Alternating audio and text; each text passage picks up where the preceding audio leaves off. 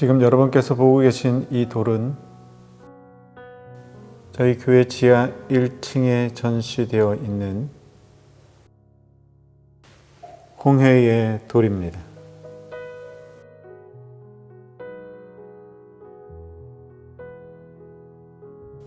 지금 보시는 이 돌 역시 저희 교회 지하 1층에 전시되어 있는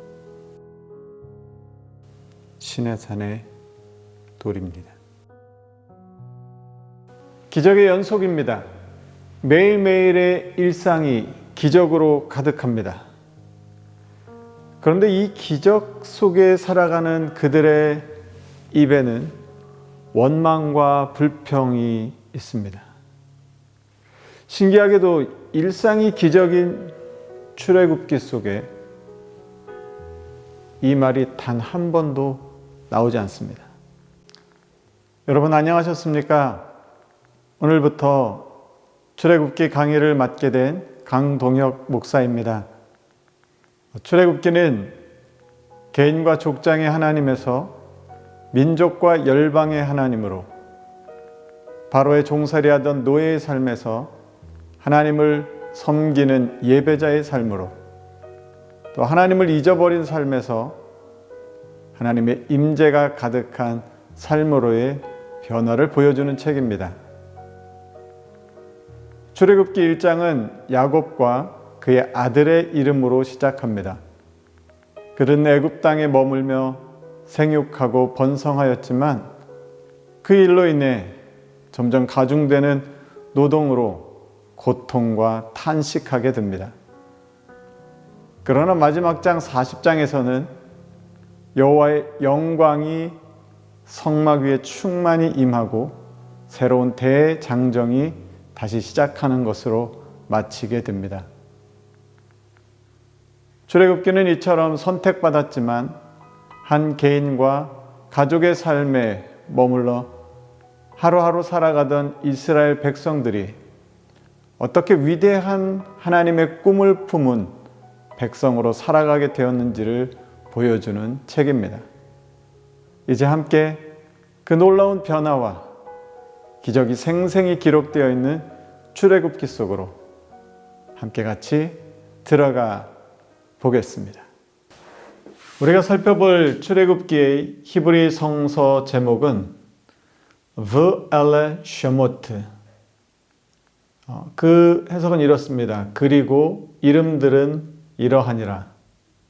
고대 근동에서는 처음 시작하는 문구를 그 책의 제목으로 삼는 일들이 흔하게 있었습니다. 그래서 우리가 읽게 되는 이 출애굽기 성경도 히브리 성서에서는 그리고 이름들은 이러하니라. 이것이 그 책의 제목입니다. 그러나 70인역에 와서 이 책의 제목을 헬라어로 엑소도스로 명명하면서부터 탈출, 출애굽기, 영어로는 엑소더스라고 부르게 되었습니다. 전통적으로 모세 오경은 모세가 기록한 것으로 전해져 왔습니다. 학자들 중에는 다른 의견을 제시하는 사람들도 있지만 성경에는 하나님께서 모세에게 율법을 기록하라고 명령하시는 말씀들이 나옵니다. 예를 들어 출애굽기 17장 14절 말씀을 보시면 여호와께서 모세에게 이르시되 이것을 책에 기록하여 기념하게 하고, 하나님께서 직접 모세에게 하나님의 율법의 말씀을 기록하라고 명령하십니다. 여호수아서 8장 31절 말씀을 보시면 이는 여호와의 종 모세가 이스라엘 자손에게 명령한 것과 모세의 율법책에 기록된 대로, 모세의 율법책이라는 표현이 사용되고 있습니다. 여호수아서 1장 7절 말씀을 보시면 오직 강하고 극히 담대하여 나의 종 모세가 내게 명령한 그 율법을 다 지켜 행하고, 모세가 내게 명령한 그 율법, 모세를 통해 주신 율법이라는 말씀 등이 여호수아서에서 사용된 것을 볼 때에 모세가 모세 오경의 저자라고 보는 것이 타당하고 설득력이 있다고 생각합니다. 학자들은 출애굽기를 여러 가지로 나누어서 설명합니다. 크게 둘로 나누어서 설명할 때에 애굽에서 있었던 그 내용들을 중심으로 해서 1장에서 15장까지, 그리고 또 하나는 시내산에서 있었던 내용들을 중심으로 해서 16장에서 40장까지 이렇게 크게 둘로 나누어서 생각하기도 합니다. 그런가 하면 이야기가 전개되는 장소에 따라서 구분할 경우에는 애굽에서 있었던 이야기들, 출애굽기 1장 1절에서부터 15장 21절까지 한 파트로 보고요. 또 홍해에서 시내산까지, 그래서 15장 22절부터 18장 27절까지, 그리고 세 번째는 시내산에서 15장 22절부터 40장 38절까지의 내용으로 크게 세 가지로 구분해서 보기도 합니다. 그런가 하면 하나님의 사역을 중심으로 볼 때, 또는 그 주제와 신학적인 전개로 볼 때 세 가지로 또 나누어서 보기도 하는데요. 1장부터 18장까지 하나님의 구원하신 이스라엘 백성의 그 탈출에 관한 내용들이 기록해 있다고 보고요. 또 19장부터 24장까지 하나님께서 이스라엘 백성에게 율법을 주시는 내용을 다루고 있습니다. 또한 언약의 책이 그 가운데 들어 있습니다. 그러면 세 번째로는 그 25장부터 40장 성막을 짓게 하시는 그 내용들을 다루고 있고, 또 신학적인 주제나 그 내용들을 볼 때는 우리가 하나님께 예배하는 내용을 다루고 있다고 보기도 합니다. 출애굽 사건을 하나의 그 독립적인 내용으로 다루게 될 경우에 이 출애굽기를 네 가지로 구분해서 볼 수도 있습니다. 애굽에서의 그 이스라엘 백성들의 삶의 이야기, 그래서 1장 1절부터 12장 36절까지 내용이 있고요. 두 번째 그 출애굽 사건을 다룹니다. 그래서 12장 37절부터 15장 21절까지. 그리고 세 번째로는 광야 생활과 그 방황의 시간들, 15장 22절부터 18장 27절까지. 그리고 시내산에서의 그 체험들을 다루는 19장 1절부터 40장 38절까지의 내용으로 해서 이렇게 크게 네 가지로 또 나누어서 생각하는 학자들도 있습니다. 출애굽기는 그 1장부터 40장까지 그 분량이 적지 않은 책입니다. 어떤 말씀을 중심으로 이 책들이 기록되어 있는지, 하나님께서 우리 가운데 어떤 것을 말씀하시려고 했는지 곰곰이 생각해 보면서 말씀을 읽어가다 보면 출애굽기는 굉장히 재미있는 책이 될 수 있습니다. 저는 개인적으로 이 출애굽기에서 그 가장 중요한 말씀을 출애굽기 19장에 나오는 이 말씀이라고 생각합니다. 세계가 다 내게 속하였나니 너희가 내 말을 잘 듣고 내 언약을 지키면 너희는 모든 민족 중에서 내 소유가 되겠고 너희가 내게 대하여 제사장 나라가 되며 거룩한 백성이 되리라. 너는 이 말을 이스라엘 자손에게 전할지니라. 이 말씀의 내용은 잠시 뒤에 우리가 다시 한번 자세히 살펴보도록 하겠습니다. 애굽에서 종살이하던 이스라엘 백성들은 그 하나님의 주도적인 역사를 통해 구원을 받게 됩니다. 비돔과 람셋을 건축하느라 그 고통의 강도가 정말 감당할 수 없을 만큼 너무나 힘든 수준에 이르게 되고, 아들을 출산하면 죽임을 당하게 되는 이런 처참한 현실 속에서 이스라엘 백성들은 그 고통으로 인하여 부르짖게 됩니다. 하나님께서 그 고통의 부르짖음을 들으십니다. 그리고 모세를 통해 이스라엘 백성을 구원해 주십니다. 이스라엘 백성은 자유와 해방을 경험합니다. 그러나 출애굽기는 단지 애굽으로부터의 구원과 자유에 대한 책만은 아닙니다. 하나님은 모세를 통해 무엇을 위해 그리고 왜 출애굽해야 하는지를 그 이유를 설명해 주십니다. 출애굽기 5장 1절 말씀을 보시면 그 후에 모세와 아론이 바로에게 가서 이르되 이스라엘의 하나님 여호와께서 이렇게 말씀하시기를 내 백성을 보내라. 그러면 그들이 광야에서 내 앞에 절기를 지킬 것이니라 하셨나이다.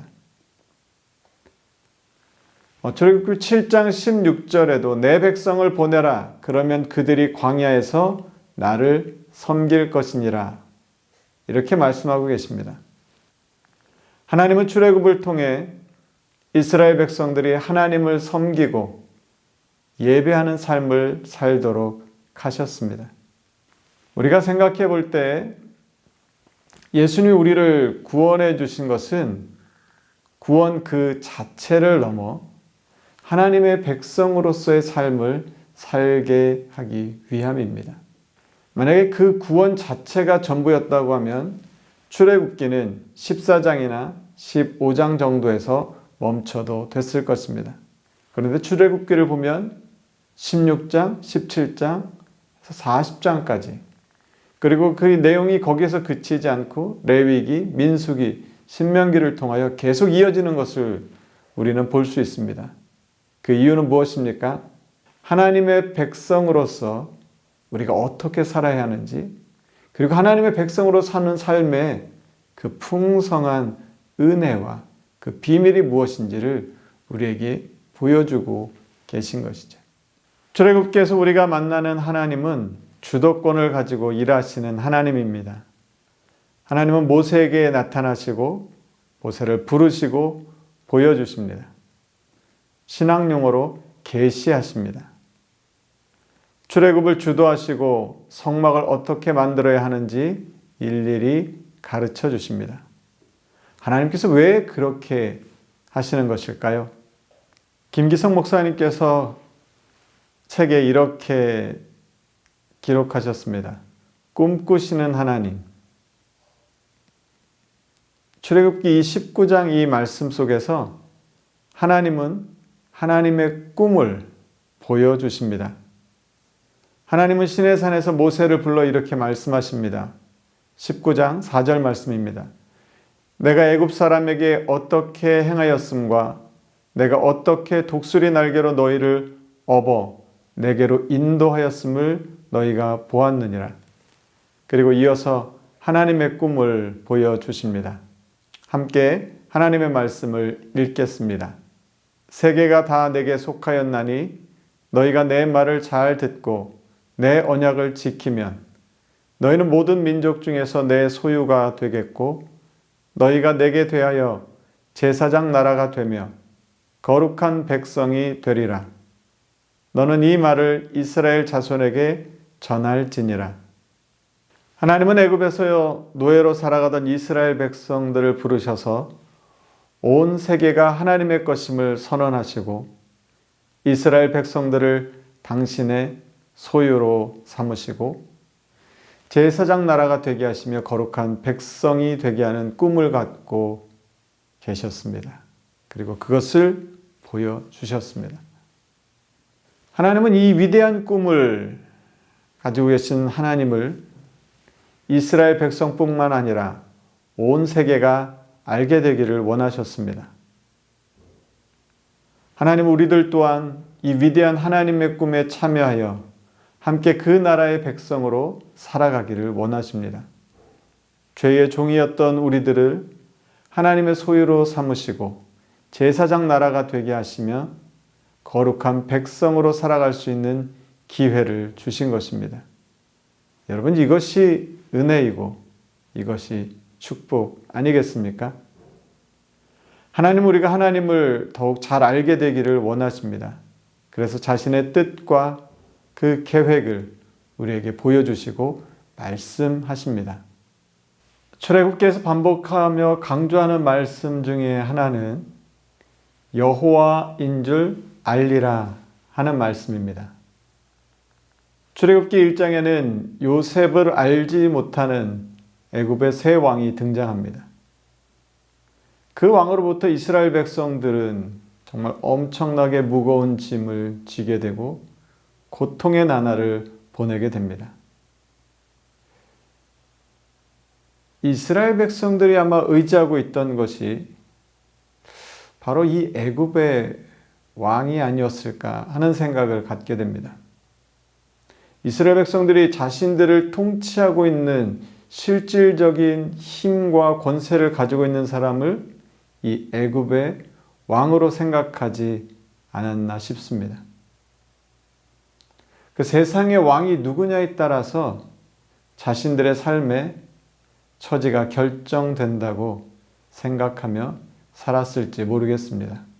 애굽의 왕만을 두려워하며 살아가던 택함받은 백성 이스라엘에게 하나님은 세상에 진짜 왕이 누구인지, 만왕의 왕이 누구이신지를 알려주고자 하셨습니다.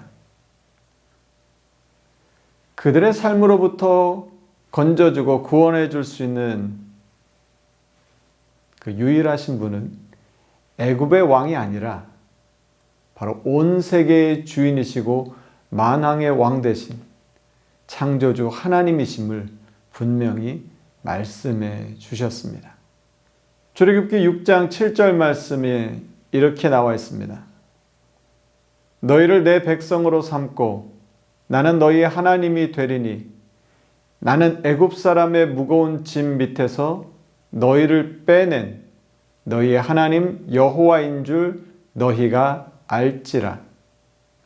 출애굽기 9장 14절에서는 또 이렇게 말씀하십니다. 내가 이번에는 모든 재앙을 너와 내 신하와 내 백성에게 내려 온 천하에 나와 같은 자가 없음을 내가 알게 하리라. 또 출애굽기 14장 18절에서는 이렇게 말씀하십니다. 내가 바로와 그의 병거와 마병으로 말미암아 영광을 얻을 때에야 애굽 사람들이 나를 여호와인 줄 알리라 하시더니. 여기서 우리가 주목해야 할 것은 하나님이 누구이신지를 알게 되는 것은 하나님의 택함받은 이스라엘 백성뿐만이 아니라는 것입니다. 하나님은 하나님을 대적하는 바로와 애굽 사람들 그리고 온 천하의 모든 백성들이 하나님이 누구신지를 알게 되기를 원하셨습니다. 출애굽기에서 우리는 온 열방을 향한 하나님의 마음을 알 수 있습니다. 우리가 복음을 전해야 할 이유가 여기 있습니다. 하나님은 온 열방과 백성이 하나님이 누구신지를 알게 되기를 원하셨습니다. 이것은 하나님의 모든 백성에게 주신 사명입니다. 하나님을 더 알아가는 것, 하나님을 더 의지하고 믿고 따르는 것, 이것이 하나님께서 그 백성들에게 원하시는 하나님의 마음입니다. 출애굽기에는 많은 기적의 이야기들이 등장합니다. 떨기나무에 불이 붙었는데 떨기나무가 타지 않습니다. 모세의 지팡이가 뱀으로 변하고요. 그의 손에 나병이 생겼다가 사라지게도 하셨습니다. 애굽의 백성과 바로에게 10가지 재앙을 내리십니다. 출애굽해서 약속의 땅에 정착할 때까지 40년 동안 먹이시고 입히시고 구름기둥과 불기둥으로 인도해 주셨습니다. 매일매일 기적 같은 삶을 살게 해주셨습니다. 이처럼 출애굽기에는 많은 기적의 이야기들이 계속해서 나오고 있습니다. 10가지 재앙은 하나님께서 바로와 애굽 사람들뿐만 아니라 애굽을 대표하는 그 신들을 심판하시는 사건이었습니다. 그들의 신이 얼마나 무능하고 무력한지를 보여주는 일이었습니다. 그런데 이 10가지 재앙은 단순히 애굽의 신들을 심판하는 그 내용을 나열하고 있는 것만이 아닙니다. 송병현 교수는 그의 책에서 이 10가지 재앙이 매우 짜임새 있는 구조를 가지고 있다고 말합니다. 10재앙은 세 재앙이 한 사이클을 이루어 세 사이클이 반복된 후 마지막 재앙, 10번째 재앙이 절정을 이루는 그런 구조로 되어 있다고 보고 있습니다. 이 세 사이클과 그 공통점을 보면 다음과 같습니다. 첫 번째로 처음 두 재앙은 집행되기 전에 미리 경고가 주어집니다. 두 번째 공통점은요. 그러나 각 사이클의 세 번째 재앙은 어떠한 경고도 없이 곧바로 재앙이 내리게 됩니다. 세 번째는요. 하나님이 모세에게 바로를 아침에 찾아가라고 명령하십니다. 반면 나머지 두 재앙에는 시간에 대한 언급이 없습니다. 그리고 네 번째 공통점은 각 사이클의 첫째 재앙은 하나님이 모세에게 말씀하신 자신을 세우라, 서라 라는 그 지시를 중심으로 시작됩니다. 다섯 번째 공통점은 각 사이클의 둘째 재앙은 하나님이 모세에게 말씀하신 바로에게 가라 라는 지시로 시작합니다. 반면 각 사이클의 셋째 재앙에는 특별한 지시가 발견되지 않습니다. 일곱 번째로는요. 첫 사이클에 기록된 재앙들은 모두 아론에 의해서 행해집니다. 그런가 하면 세 번째 사이클은 모세에 의해서 행해지게 됩니다. 10재앙은 이와 같은 짜임새 있는 순서에 따라 진행된 것으로 볼 때 이는 역사적인 목적뿐만 아니라 교훈적이고 신학적인 목적도 가지고 있었을 것이라고 우리는 생각해 볼 수 있습니다. 여러분 10가지 재앙이 이러한 구조로 되어 있다는 것을 알게 되셨는데 여러분 재밌지 않으십니까? 정말 성경을 꼼꼼히 읽어보고 들여다보면 우리가 미처 알지 못했던 더 놀라운 하나님의 비밀들이 숨겨져 있는 것들을 발견하게 됩니다. 이 외에도 출애굽기에는 유월절 어린 양의 피로 구속함을 받은 그 구속에 대한 이야기가 나옵니다. 그리고 십계명과 언약에 관한 내용도 중요하게 다루고 있습니다. 그런가 하면 많은 분량을 통해서 우리 가운데 말씀해 주시는 성막의 이야기 또한 빼놓을 수가 없는 아주 중요한 내용입니다. 출애굽기에는 많은 내용들이 중요하게 다뤄지는데요. 특별히 같은 단어를 반복하는 특징도 있습니다. 특히 숫자의 반복이 있는데요. 그 중에서도 바로 이 숫자를 중심으로 하는 단어들이 많이 나옵니다. 다음 시간에 오늘 다루지 못한 내용들을 계속해서 살펴보도록 하겠습니다. 이제 오늘의 강의를 마치기 전에 한 가지 같이 생각해 보고 싶은 것이 있습니다. 출애굽한 이스라엘 백성은 광야에서 40년을 지내게 됩니다. 그들은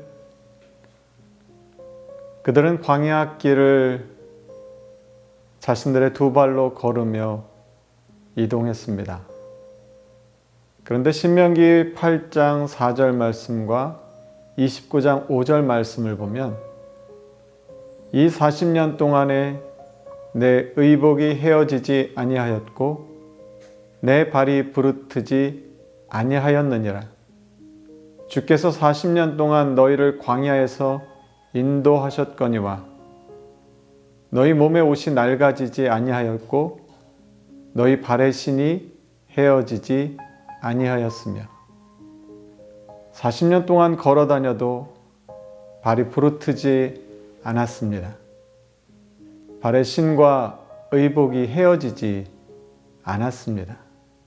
애굽에서의 긴 정착 생활을 하던 그들이 40년 동안 광야를 걸었는데 신기하게도 발이 부르트지 않고 아파서 걷지 못하는 일이 일어나지 않았습니다. 신발이 헤어지거나 옷이 낡아지지 않았습니다. 아마도 그들은 이 일이 당연하다고 생각했을지 모르겠습니다.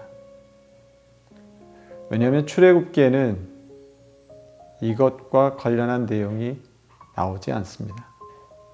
신명기에 2번 기록되어 있을 뿐입니다. 아마 나중에 누군가 이 사실을 발견했을 것입니다. 그래서 기록으로 남겨두었을 것입니다. 그러니까 분명히 그들에게 있었던 기적 같은 일이었던 것입니다. 저는 여기서 한 가지 질문을 갖게 되었습니다. 그들은 언제 자신들의 신이 헤어지지 않고 옷이 낡아지지 않는다는 것을 발견하게 되었을까요? 그 사실을 발견한 시점은 아마 각각 자신들의 상황에 따라 다를 수 있었을 것입니다. 그들이 기적의 시간을 걷고 있었지만 그들은 자신들이 기적을 살고 있다는 것조차 깨닫지 못한 채 걷기만 한 것은 아닐까 하는 생각을 갖게 되었습니다. 출애굽기에는 원망이라는 단어가 7번 나옵니다. 그런가 하면 감사라고 하는 단어는 단 한 번도 언급되지 않습니다. 그들이 사는 삶이 기적으로 가득 채워져 있었지만 원망만 하고 감사가 없는 삶을 살았습니다. 여러분, 오늘 우리는 어떻습니까? 우리의 삶도 하나님의 은혜와 기적으로 가득한 삶인데 너무 당연하게 받아들여서 원망과 불평 가운데 있지는 않으십니까? 출애굽한 이스라엘 백성뿐만 아니라 오늘 이 시대를 살아가는 우리도 하나님께서 먹이시고 입히시고 인도하여 주시는 줄로 믿습니다. 오늘 우리도 기적 같은 은혜 가운데 살고 있는 것입니다. 언제 깨닫고 발견하느냐에 따라서 삶이 완전히 달라지지 않을까 하는 생각을 갖습니다. 지금 깨닫고 감사한다면 하루하루가 기적 같은 은혜의 날이 될 것입니다. 하지만 원망과 불평으로 살아가고 있다면 나중에 돌아보니 그때가 하나님의 은혜였구나 하고 그냥 기억하고 추억하지 않을까 싶습니다. 하나님은 지금도 우리에게 기적 같은 은혜를 베풀어 주십니다. 출애굽기 말씀을 함께 나누시면서 우리의 삶 속에서 행하고 계신 하나님의 그 놀라운 은혜와 기적 같은 역사들을 풍성하게 누리는 귀한 시간이 되시기를 소망합니다. 다음 강의부터는 출애굽기를 신청해 주신 분들에게 그 유튜브 영상 주소를 보내드리게 됩니다. 혹시 여러분 가운데 계속해서 이 강의를 듣기 원하시는 분들이 계시다면 아래에 있는 더보기를 누르셔서 출애굽기 강의를 신청해 주시면 감사하겠습니다. 한 주간도 하나님의 귀한 은혜가 넘치는 기적 같은 삶을 살아가시는 저와 여러분 되기를 간절히 소망합니다. 감사합니다.